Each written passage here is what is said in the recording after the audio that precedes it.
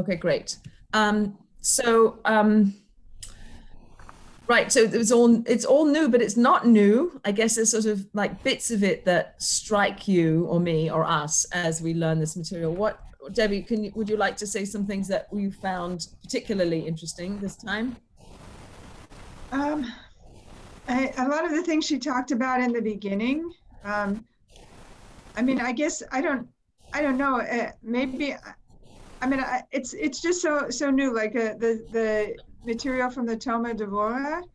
Yep. Um, the about the channels of divine light and um, the different forms or acts of chesed. I mean, just all the ways. Maybe it's the way she's talking about it, but I mean, and I mean, obviously, I know a little bit about the Sefirot, but not in the way that she talked about it, and um, about the Sefirot ascending above a death to be corrected and cleansed, and then needing renewal. And I mean, there were just some really beautiful images about being revitalized on high, and um, yeah, it just really beautiful images, but all very new for me. And a lot of this material is very new and kind of a realm that I really haven't had a lot of exposure to before. So I'm just absorbing it as I go, and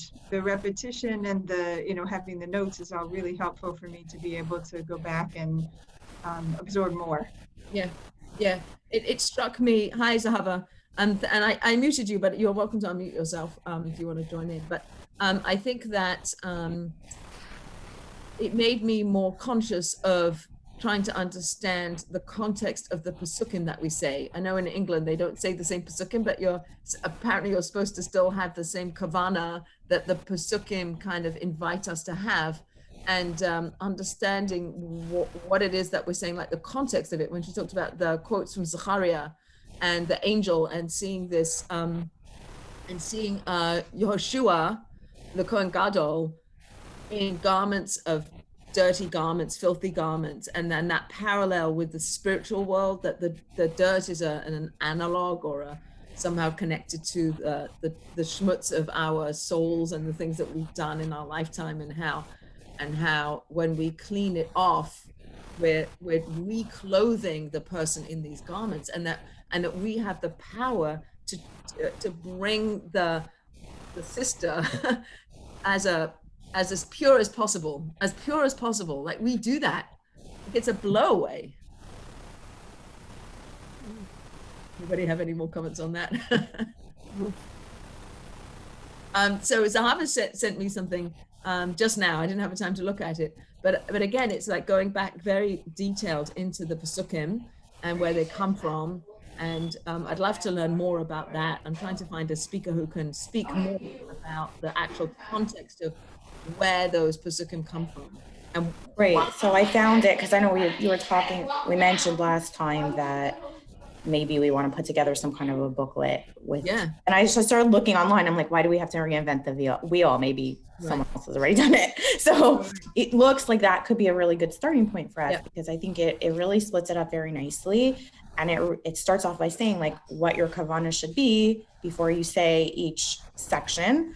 So I thought, I mean, we can go more in depth or whatever, but it's a really nice starting point. I'll send it around to everybody. It's it looks like, well, maybe you could describe it, Zahava. It looks like it's the pasukim and then the translation. So they do transliteration for people, I guess, who can't read Hebrew, and then they translate it. But then before they say, and this is what you should be thinking about, like your kavana, before you say this pasuk, and it tells you where it comes from. So if we want later, I don't know if we want to do this as a group or whatever, we can look it up. We can look the source up, and then we can see what the Rashi or whatever, Rambam or whatever says about that pasuk. We can make it more detailed, but it doesn't go into that level of detail. It's just kind of like, okay, this is what your intent should be before you say this pasuk. This is what you should have in your mind. Right. I thought it was a good starting point. I looked up the Zechariah quote, actually. I mean, there's a lot of things to look up. Actually, when I went through our readings that we say in Providence, and there's a lot of different quotes from different places. So even if you have a paragraph, it's made up of looking from different places. Exactly, which was my problem when she started talking about the psukim. I was like, I don't know if we say all those. Yeah. So I asked if I can get a copy so I can like look at it. I hadn't got a copy yet, but as I read the version that I sent around to you, I recognized it and I realized that we say it in paragraph form. We don't say it Yes. as we're doing it. We actually like take a minute, say the paragraph, and then do the whole thing, and then take a break, and then say another chunk, and then we don't like stop every 5 seconds like as we're doing it. We don't do that. Like it's quicker and it's more everything in one paragraph kind of thing. Yeah, so and I think I'd actually be saying it, but I didn't think about it as separate psukim because the way we say it doesn't have like the quotations. It's just like paragraph. So yeah. So I wonder because we also have a teaching, I guess, that we're supposed to be expedite the process. We're not supposed to like linger over doing it, like try to do it as pure and as quick as possible. So I wonder whether, like in England, I learned, Irene, you can verify this, that you don't say very much at all. And I wonder if it's about trying to do it more quickly, like you don't want to be messing around with the mace more than you have to, or no, I don't think it's nothing to do with doing it more quickly, because we have like different verses to say, one for when you do the rosh and one, with different garments and things. And it's as it's being done. It can be said by one of the people or all of the people. And then right at the end, and then when we're doing the actual Tahara, there's a paragraph to say that it's while they're walking down with the water. And then at the end, there's a little paragraph, but that's saying to forgive us if we've done anything wrong. And that's when already the mace is in the coffin and everything. We say that right at the end. So, yeah, we say less, I suppose, but it's not. It doesn't quicken, or it doesn't slow down the process. Let me put it that way. Right. Now I wonder if I think the other thing that really struck me this week. I mean, I feel like I've got a lot more homework to do. I want to learn more about these particular pasukim. But then the other thing that she spoke about that was another blow away, and I don't know what the rest of you do, but was this idea of Hashem bearing Moshe in the Gai, in the valley, and that 13, the gematria is 13, and that we twist the gartel 13 times. That's the only 13 in our process. Are there 13s in anybody else does? We don't have that, no. No. Do you guys do that? Does anybody else do that? No. That I recall. We have the Dalet and we have the Sheen, and we do Aleph Bet Gimel Dalet, and then we have we tie the Sheen a couple of times, but we have the Sheen with the garter, yeah. Why is it Dalet? Why do we do it Dalet times? Why is that?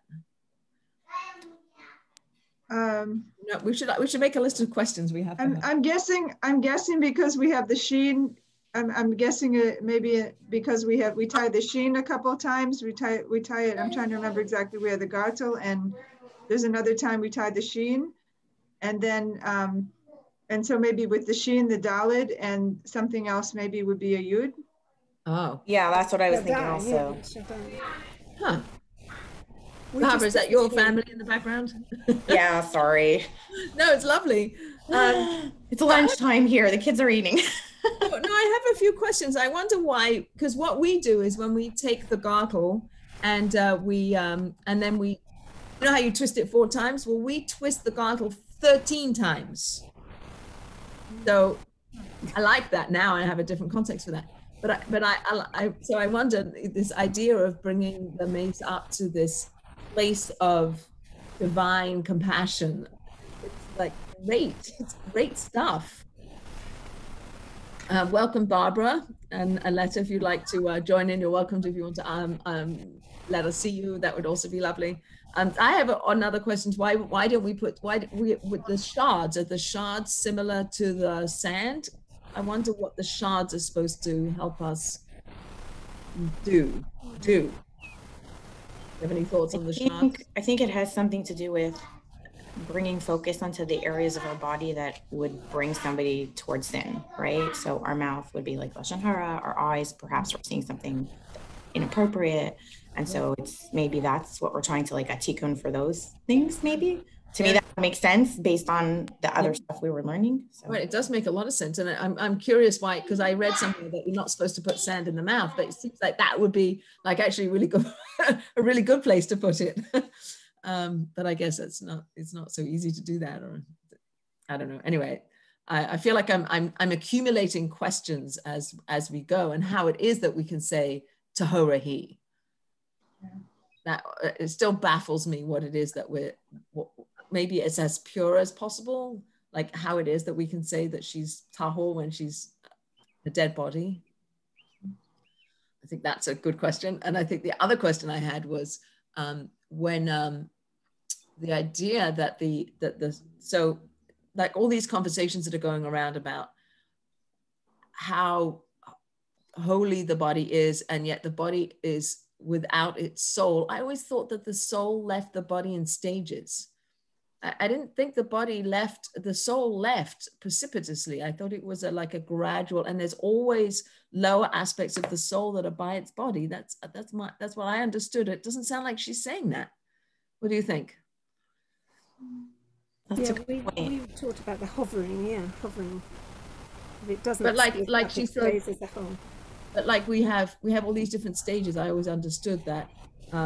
Like burial is another ascension, and then Shiva is another ascension, and Shloshim is another ascension. Like there's these different, and then there's an aliyah every yard side, and like there's constant movement of the soul, whatever that means, in the higher alamos, whatever that means. But there's still a connection. That's why we have kavarim, and we go to the kever and we pray that the prayer should go up through the merits of the ancestors and tzaddikim and so on. Like, it's very curious to me that it sounds like she's saying the soul's gone. Well, maybe not totally gone. Like it's gone to a degree, because then it would go back to your question about Tohorahi. We're saying that whatever's left, the remnants of the soul that are still there, that body still has a remnants, and therefore we're declaring that now she has been tahor, she's pure now, and that they can continue, the soul can continue its ascent upwards in its journey, right? Because I think it's about a journey. That's what we've been saying from the beginning, that when we come in, we're bringing, MS with us, and we're helping the soul, like we're carrying, not carrying, but like taking the soul, helping the soul on its journey, right? Yeah. Kind of like the midwife analogy, right? So the same idea. The what analogy? I think there is an element of loss for the soul as well. The soul has to find its way, and it obviously misses the body. There is something about it like coming back, and just, well, that's what I mean about hovering. It goes and it comes and it lingers, and that's what it is. Yeah. Yeah, I'm thinking about something, and I'm mixing up her classes because they really, feed on, the information really feeds on each other, but I'm thinking a class, not this past class of Yabok, but maybe either the previous class, or maybe it was the last class of the other series that she was doing. But it was also something about the soul hovering, and the soul feeling, and I can't find it quickly in my notes, but something about the soul being, I think it was when she was talking about how the body is more vulnerable to tuma. And so I think it was in that discussion, and I don't remember exactly, maybe somebody can help me piece it back together, but I think it was at that point where the body is more vulnerable to tuma, but there's and what position where the soul was with respect to the body at that point, and I think it was part of that discussion. But I can't. No, I think you're right, Debbie. I think I feel like I need a little bit more clarification, because in my mind, like I picture whatever, like the way Irene was saying, like the soul, like this near-death experiences where people see their body being worked on. So that's my imagery, as there's some consciousness of the soul part of this combination that's somehow still in relationship with its body in in a detached way, and then if there was a coming back to life, then it would remember having seen its body being worked on, all those stories you hear. So that's how I imagine it. And yet I also would like to understand better what it means while we go to Kvarim, and we believe there's aspects of the soul still there. So I wonder how that soul is related to its body through these different stages of ascension. That kind of, I hear it. I just don't really, I don't picture it. Yeah. Maybe I'm not supposed to picture it. I don't know. But when you said that about visiting Kvarim, up to how long after are you saying that the... Well, we go to the Maavar Machpelah. That's like thousands of years. Yeah, no, but you actually, I can't, do you actually believe the soul is there, some of the soul is there? Because I think that's the thinking. That's the difficult one. I think a lot of people are thinking, no, the soul is not there anymore after the year. Lots of people at these Kvarim, like Rabbi, Shimon Bar Yochai. What do people think of that? Oh, the Uman. They all go to Uman. Yes, but it's not because the soul is there, I don't think. Right, we'll come back to you on that one. We'll find out. Got some homework. Barbara, are you participating or just listening in? Before I go, can I say I'm interested in the sources of the garments, because I'd never been to a talk about those sources, which I found very interesting. And the other thing, can I ask you all, do you actually lift in when you go to at the Lavoyas, do they lift up because we have a cart and we don't do that, so how she's written it here, do you? So just to clarify, it wasn't when we're doing the Tahara, it's actually, she was talking about the pallbearers. Right, so right. Yes. once, Yeah, no, yeah, she so, I mean, No, that's what I'm okay, thinking so about. yeah, so I noticed that You when lift I went, the men are supposed to lift it a little bit higher, so they make sure that they get men that are strong enough to I lift. see. No, we have It's not actually low, a cart it's we have a cart and wheel that takes the Orim to the site of the burial. it's very low. The ones they have in England, they're quite low. They're actually about knee length, aren't they? Knee height. They're not high at all. They're not. Well, it might be up to your hips, yeah. Hips, But, Okay, but I have a question then. So once they get to the cemetery, they're in the cemetery. They're only in the cemetery. what do you mean they're only in the The cemetery? Taharas, there's no funeral home. It's done at the the cemetery. Tahara room is in the cemetery. We walk didn't know from the that. hall Okay. to the prayer hall and then to the So it's right there. So they take the body in the coffin, they push it like on a trolley to the gravesite, all the way to the gravesite, right? Yeah. Oh, They go. They have I didn't know that. chapels. They have little It's not a chapels. They have trolley, service. it's a cart. A cart. With wheels and you pull it along. But that's low. And I wanted to know if you do that, but you don't. No, and the carts they have here, or the gurneys, sort of have like a capacity to go up and down. So they try to lift it up so it's as high as it can be. Right. But it's not above your shoulders. Definitely not that high. Okay. Maybe it isn't here either. I mean, I feel like, so we don't, in Toronto, the way it works is with funeral, like home, like parlors, I guess. It's not at the cemetery, so it's at a different site. They're off site and the chapel is there. And sometimes if it's a tzaddik or a great person, usually they'll do like the eulogy, maybe at the shul or something. If it's just a regular one, they have a chapel there at the funeral home where they do it. And then the pallbearers will come and take the casket to the car, to the hearse, and then people walk a couple of meters behind until the hearse drives away, and then the cars follow to the cemetery. Yeah, but they don't do. I mean, I think it's more about the idea behind it. I think she's saying there's an idea that you're elevating everything physical up to a more spiritual plane, and it can be sort of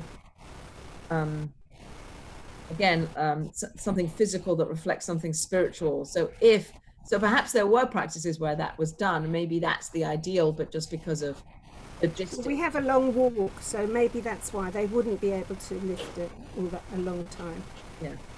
Anyway, thank you. I'm sorry. All right, Irene. Thanks for coming. We'll be in touch. Okay. Take care. Bye. Yeah, so that's interesting about the that's interesting about the carrying.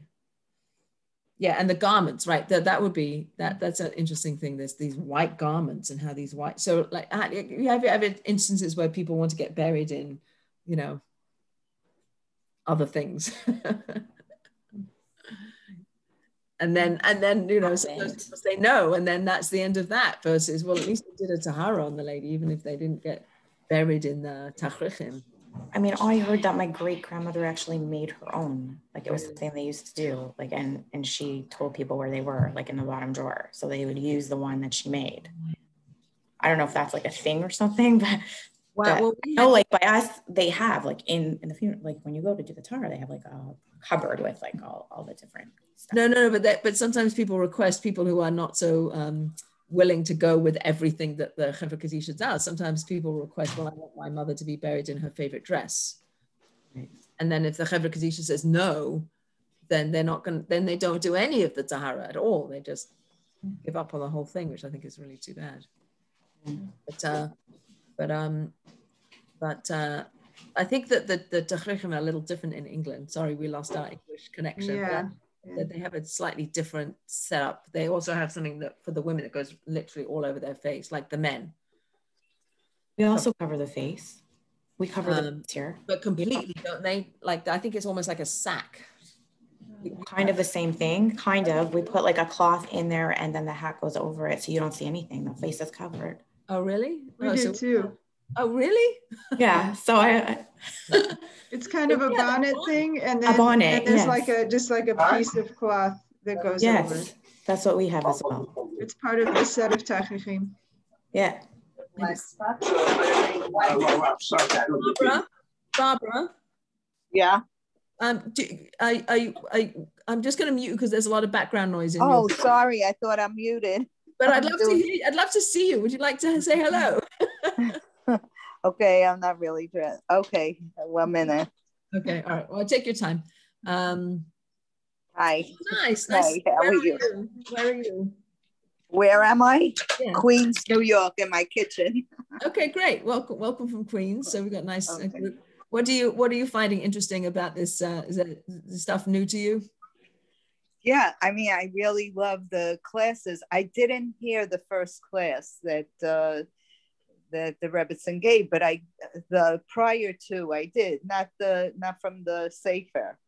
I didn't hear it, but the whole thing of elevating, I try to have in mind, you know, I mean, it's hard because we do things swiftly, you know, but to have in mind, you know, some of the things that we learned, or that this is, she has a neshama, or she's holy, or what she did in her life, you know, like I try to think about it a little, where I didn't necessarily before. So, you know, I'm interested in learning more. I find it very interesting. Yeah. You know, so. Yeah. How do they do the saying of the Pesukim? Does one person say it out loud, or do you? Yes, one person says it, but it was a little different than she did. We have Chamol al, the Nifteres, and a whole thing. So we say different tefillos, but one person says it at different times, you know, before we start.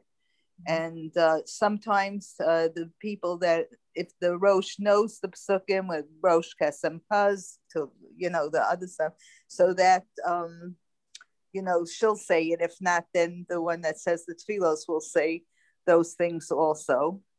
And then after the tefillah, Rabbi Akiva. And then after the Tachrichim are on and we close the belt, then it's Sosa Sis.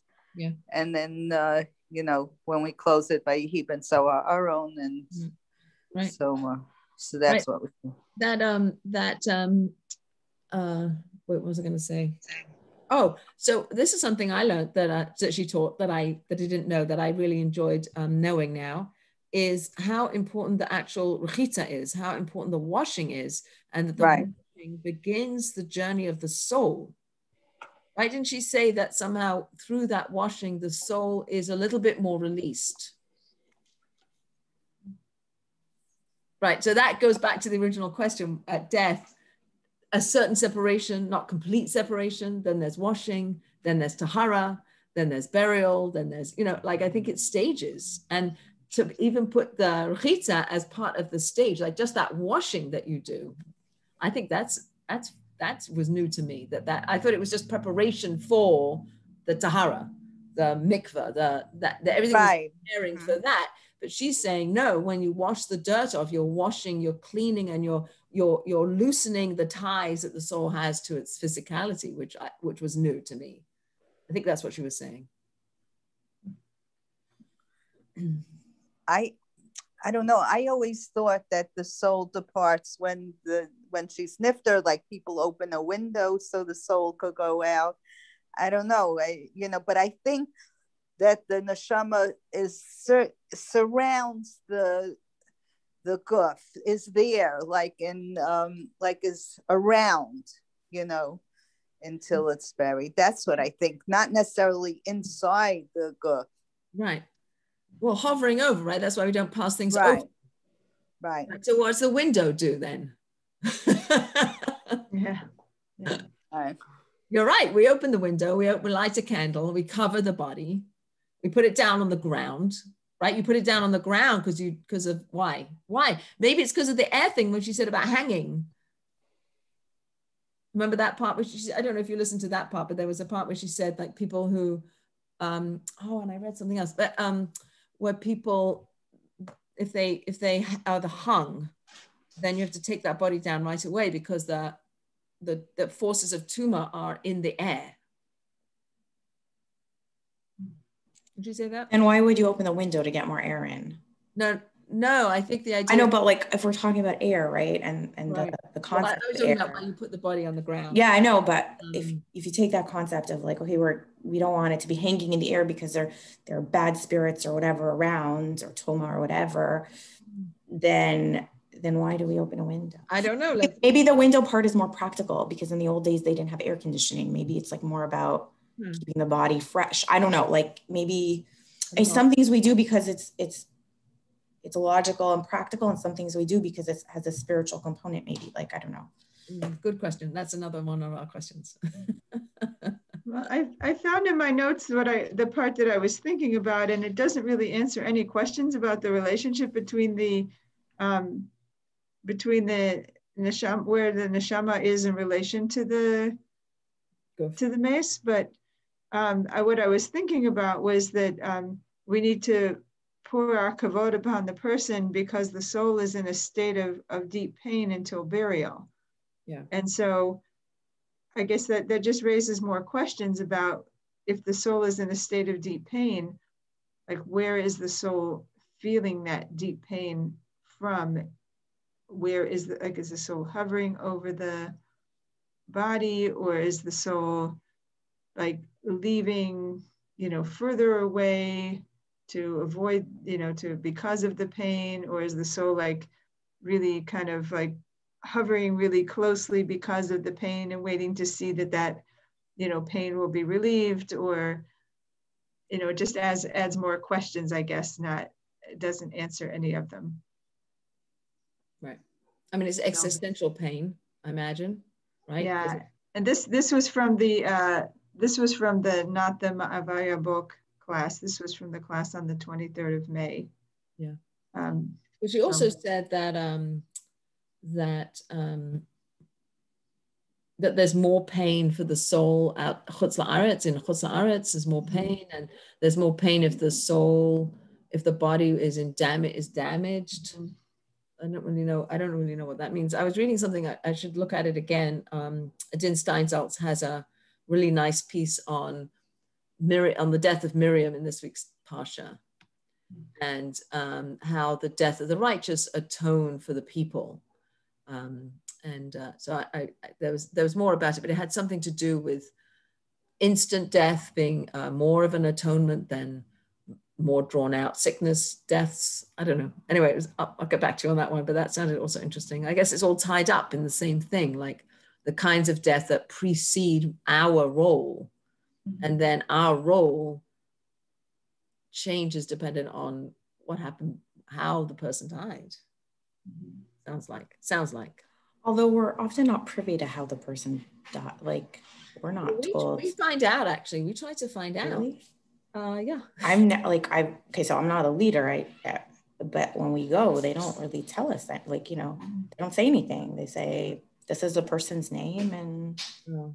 that's So it. we Like, ask, I don't know. we We ask can how see from what we see with our eyes, like when we're doing the tarot, we see, but we don't really know for sure. right, but sometimes you can see on a body if it looks like it's been through a ringer. Yeah.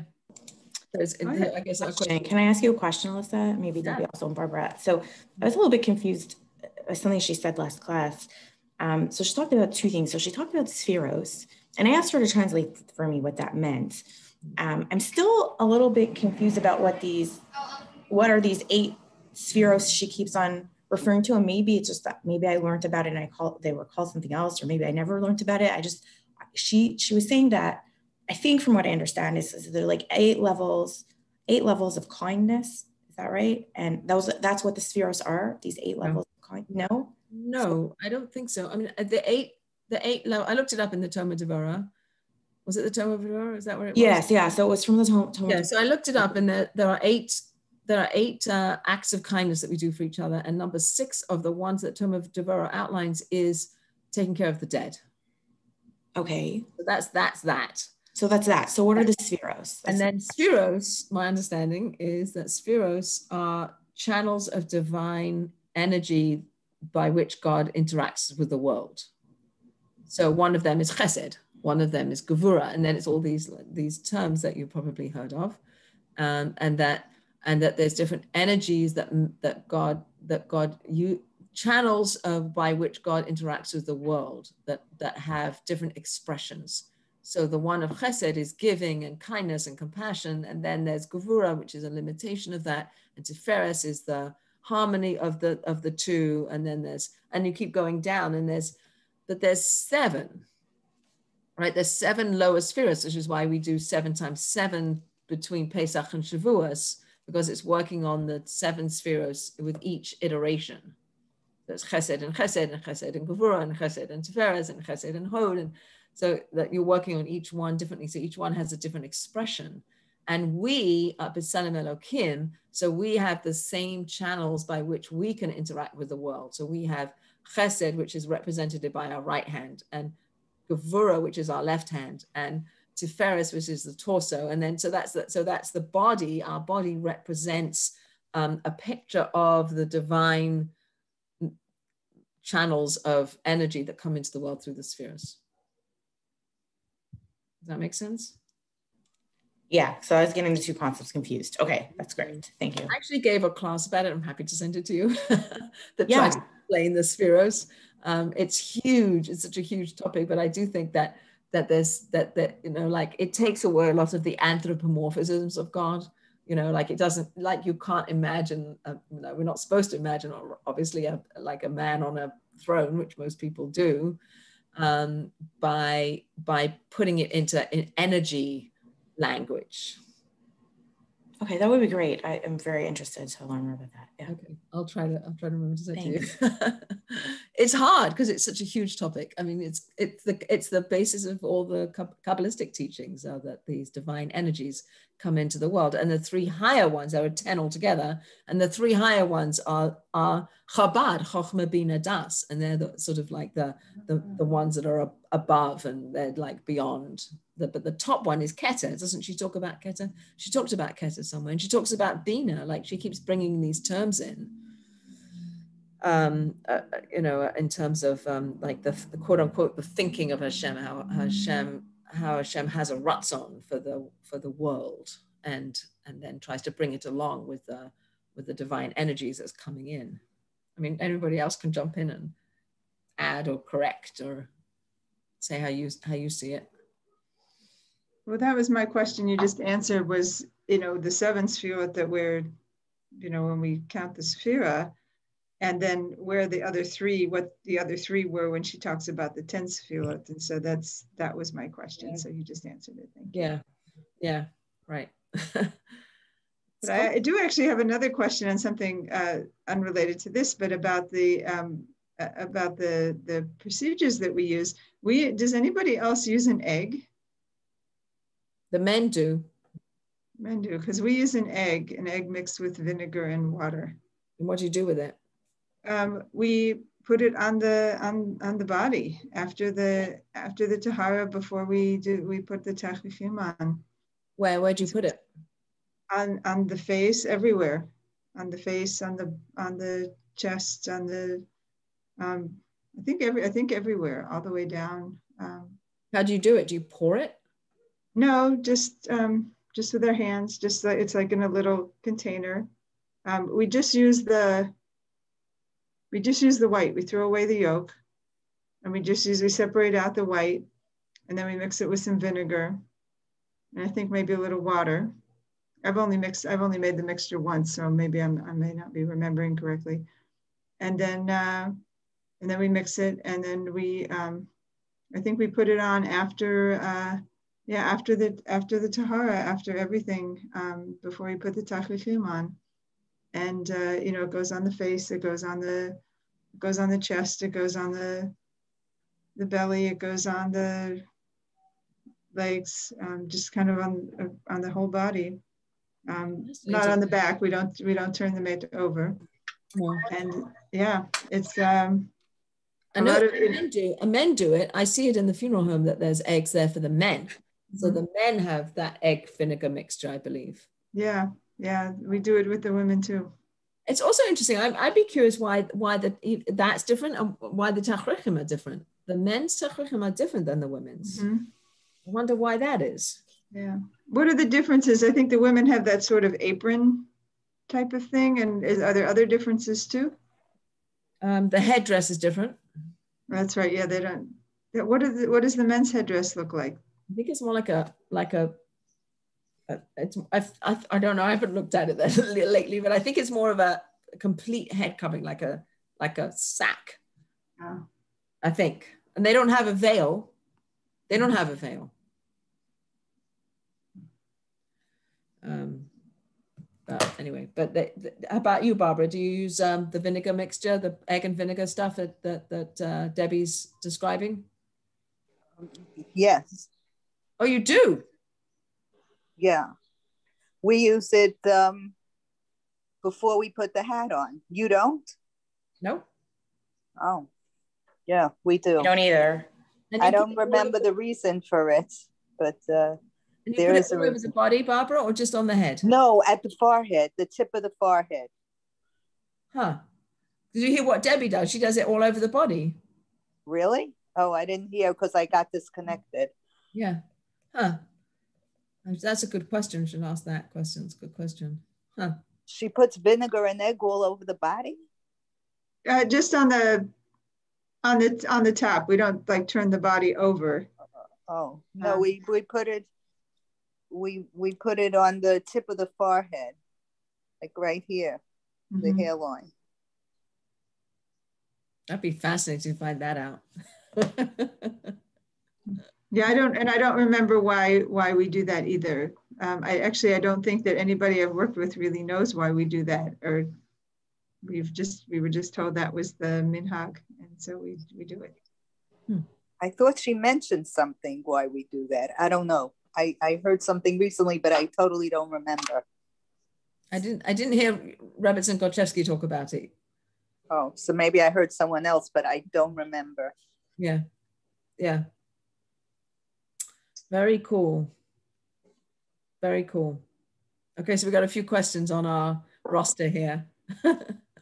So I've given thought to making this, like writing these notes up in a way that's accessible, and then kind of trying to get it out to all Chevra Kadisha people, because I think those people who do find it meaningful, it'll change their practice. And so if anybody wants to help with that project, that's going to be another project I think is important to do, because it is not out there. And Zahava, when you sent that material, I think that's sort of like that's the beginning of then like a lot more of where the Pesukim come from and why we say them and what to have in mind. And but even, I don't know, even more like to then overlay, and then even overlay stories. It was interesting when she was talking about violent deaths or difficult deaths, and then Shalamis said something about how she felt the heaviness in the room. Do you have that sense of feeling something in the room when you're there? I think you can distinguish when you go in and it feels like an easy, sometimes you feel like, oh, this was like an easy Tahara, like it was a nice, I don't know if it's a good word to say nice, but it was like a nice Tahara. Like you leave and you feel like, and then there's sometimes you leave and you feel like not so good. Like it was hard, it was difficult, and sometimes you talk to other people on the way out and you're just like, it was such a hard one. Like it was so hard because of the body, because of the way the body was. And you do the best you can do, obviously. Like, but sometimes, so because of COVID, which I didn't realize, because actually I've done more Taharas this year because of COVID, I guess because of my age, right? Because, a lot of the people in our chevra are older women, and obviously they're more at risk for COVID. So I told them, I'm like, I'm a younger demographic. I'm happy to, like, if I can come, call me, whatever. So I've been called a little bit more now, but I didn't realize that because of the shortages in supplies. Now the hospitals need a lot of the medical supplies. So a lot of like the tape, the medical tape and stuff like that they would use if the body's, like if there was like a little bit of bleeding or whatever, that you tape it up and cover it. So there's shortages. They can't get some of the stuff they usually get. So now they have this stuff that they're not used to using, like the double-sided, there's some kind of like double-sided tape that's very hard to use. It's sticky and so anyway, so that being said, like, there's those kind of restrictions that they have to deal with. They don't have the supplies they need. But yeah, like recently we left and it was just a hard one. It was just hard. And you feel it when you're doing it, and you try not to say anything because you don't want to say anything negative when you're in the middle of a Tahara. But sometimes you're like, okay, so what should we do? It's so bad. How do we cover it? How do we make sure that it's not, like, nothing is coming out of it, no fluid? Like, what should we use? What's the right type of patch up? Like, what, like, it's kind of like, it's hard. Right. I guess it's a different, the difference between the emotional response that we have to difficult Taharas. And then I'm looking for people who can tap into the spiritual. Like, I remember the first time I went to Kever Rochel, and I'm not tuned in like that. So to me, I see all the people around and everybody's crying and everybody's davening, and it's like, I like being there, but I don't feel like and I was with a woman and she said, she was the first time she ever went there. And she said, I can feel the energy here. There's so much energy here. And I was like, well, what do you feel? Like, what energy do you feel? Like, I want to feel that. So I'm more curious about that. Like, people who have more of a tune into the spiritual energy in the room, like Shalamis was saying that she felt the heaviness, but it wasn't a heaviness, I think, of the Tahara itself. It was a heaviness of perhaps the pain of the soul that she could feel somehow. I don't know. I'm just searching for that, I think, more. Or even at the Kotel, like, I know there's a lot of spiritual energy at the Kotel, and I wish I could tap into it more. I think these things are linked, though. Like the Rebbetzin was talking about too, is, there's really the physical and the actual actions of performing the mitzvah, but then there's also the kavanah that we bring to it, and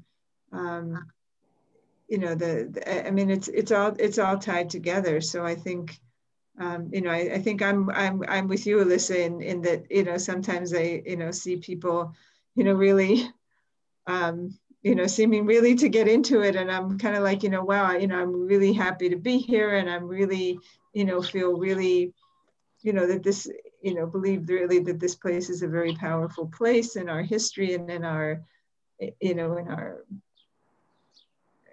tradition. But I don't, I don't really feel it. I'm not really enraptured, but it's still, I don't know. I think that it's all linked in, and with the Tahara. And so I think sometimes, our prayer is our prayer, and our kavanah is actually the actions that we're taking, and so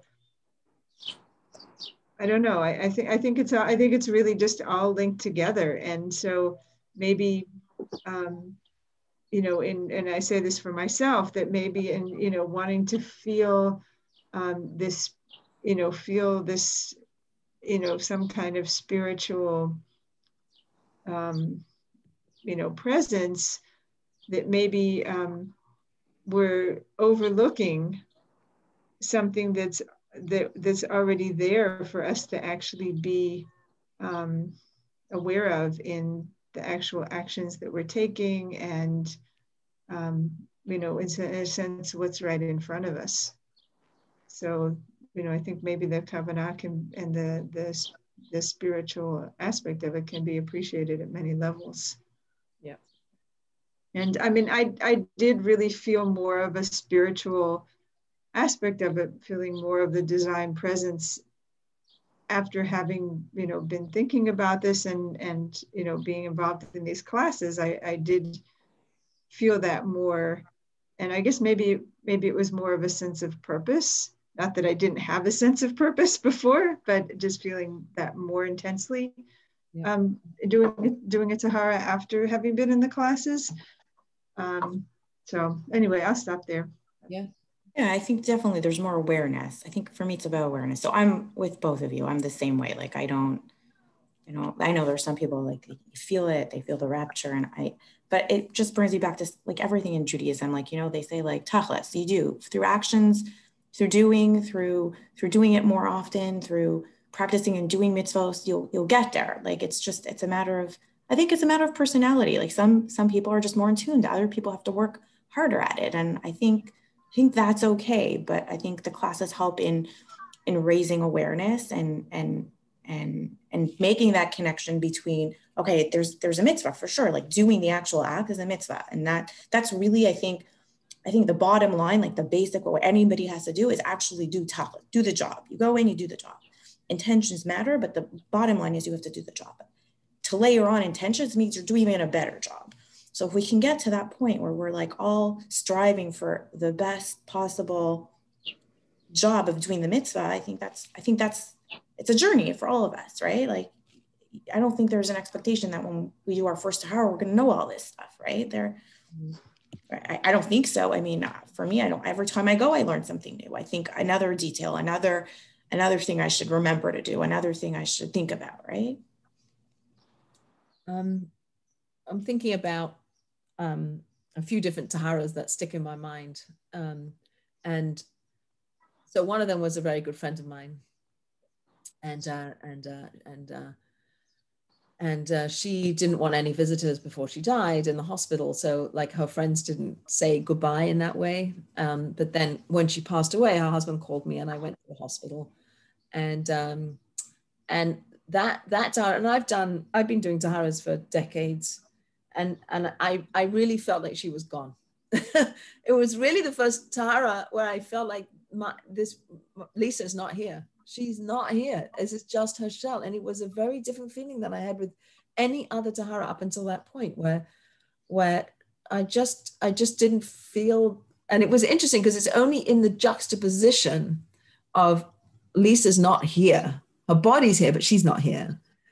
Realizing that in other circumstances, there perhaps is a sense that the soul is here. We're just not, like, until the absence of it and that juxtaposition of it highlighted the reality that I was feeling. So there is a feeling. That feeling wasn't one I wanted to have or I anticipated having, but I had it. And it was a very clear feeling like she's not here. Okay, that's one story.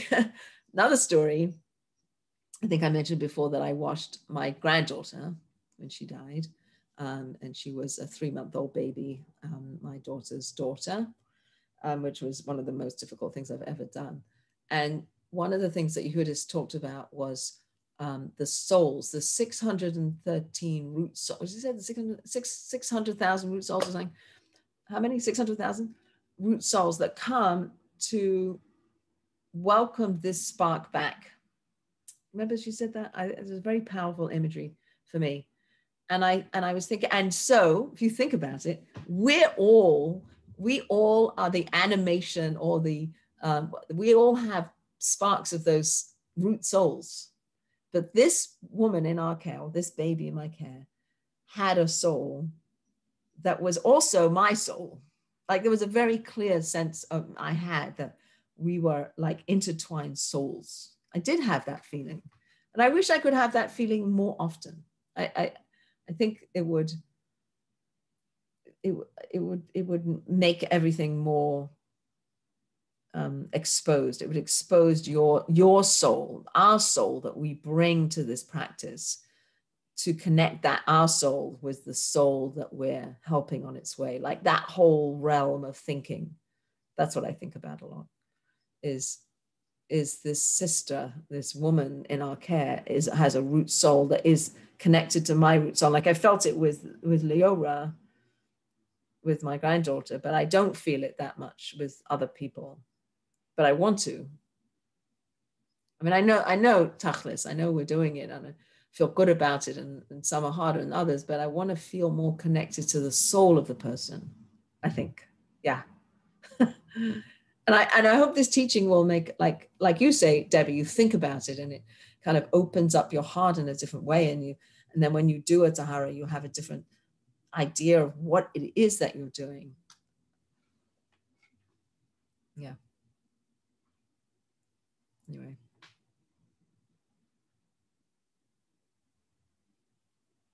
Any other thoughts on that?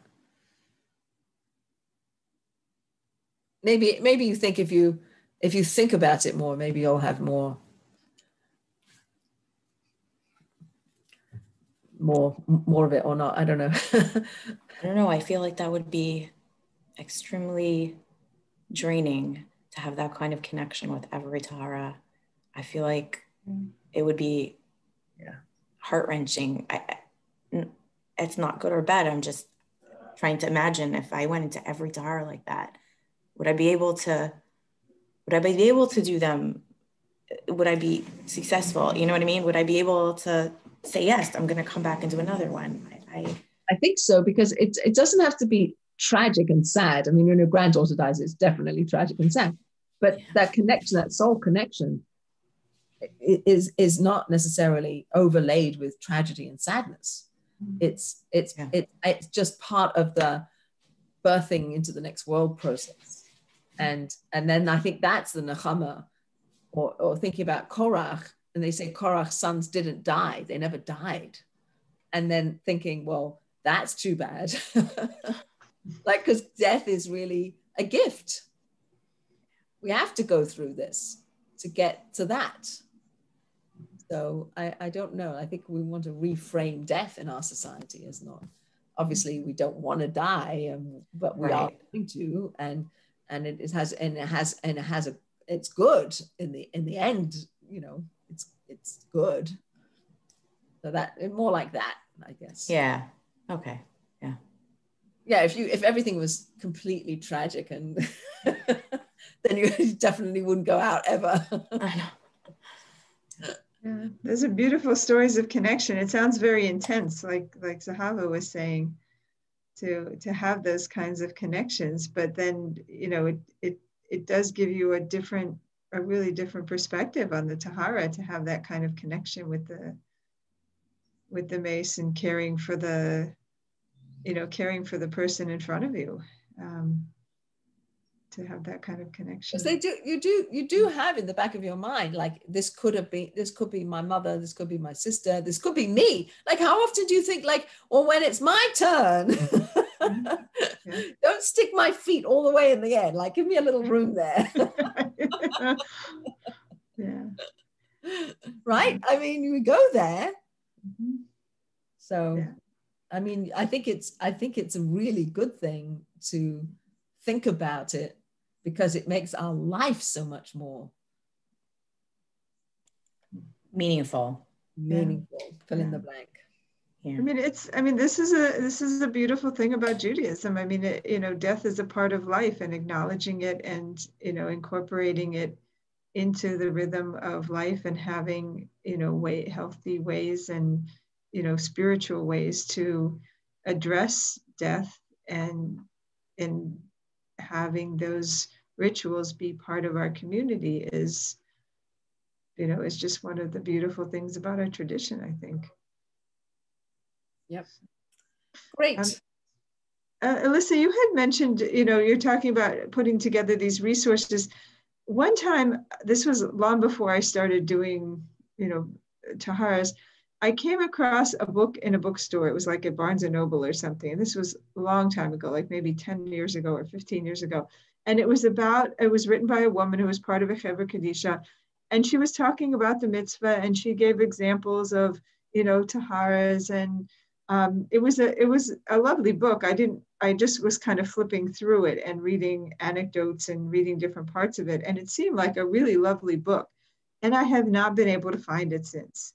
And I remember trying to do a search on it. And I'm wondering if, any of you seen or heard of that book? No. And it was written for somebody who didn't, it wasn't, it didn't have, I don't think a lot of sources in it or anything. It was just written for somebody who was interested in the traditions and the experience, maybe somebody who was considering becoming part of a Chevra Kadisha, was wondering what the rituals involved. But it was just really written very nicely from what I saw. I don't know. I'm reading right now, light reading Happier Endings by Erica Brown. I don't know if you read that book, but that's a book that speaks about death and life and how to view it, and commenting on the denial and fear of death and how to mitigate that. And again, not to really just to make your life more meaningful, I think, and to understand how, like, I have such a pain when people get buried in these like mahogany grand pianos, like these huge caskets that cost people $6,000-7,000. Like, guys, really upsetting. Anyway, I have to go. But thank you, everybody. And next Sunday, if you're around, we have a nice little lineup. If you can join for a little bit next Sunday at noon. And thank you for coming, and nice to schmooze with you. And stay tuned and keep going and give me any ideas. I think we want to talk more about garments. I think we want to talk more about the Pesukim. I think we want to talk about the variations in Minhagim. Oh, and the difference between men and women, and the soul, like the journey of the soul. Let's more about that. And if you needed help, you asked if you wanted maybe some help to write up after, like in a more accessible way. I'm happy to. Great, wonderful. Yeah, help out if you need. Thank you for organizing this, Alyssa. This is wonderful. Wonderful. Nice to see you. Nice to see you, Barbara. Thank you. I have a question.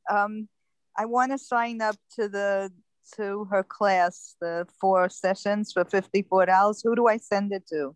Well, Barbara, your bubbles, your email's like bubbles. Yeah. All right, so I'll send you a link to sign up, and I'll send you the tapes from the last classes. Okay, thank you. Okay. Thank you. Okay. Have a good week. Thank you. Thank you. Bye.